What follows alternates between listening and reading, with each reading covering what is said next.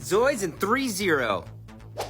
Hello Internet, welcome back to the Zoids Room. I'm Phobos, and today we're going to be talking about a rather short-lived and little-known collaboration line of Zoids between 3-0 and Takaratomi.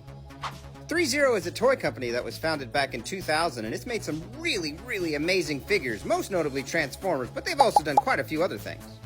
And back in 2013, to celebrate the 30th anniversary of Zoids, 3-0 decided to try their hand at making two Zoids action figures. These Zoids would be the classic Shield Liger and the big beefy Imperial Iron Kong. Although the designs for these two Zoids would actually be based on the concept art books rather than the traditional Takaratomi models, so they're rather interesting looking.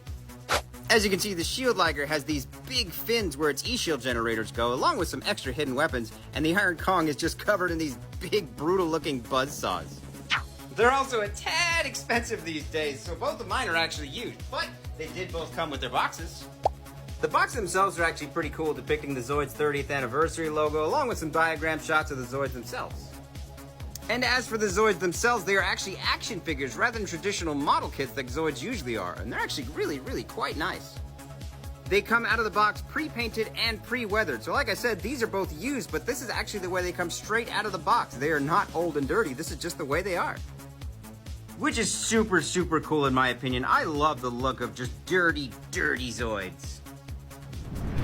And while these are supposed to be 1/72 scale like most traditional Zoids are, as you can see, they're kind of bigger than that.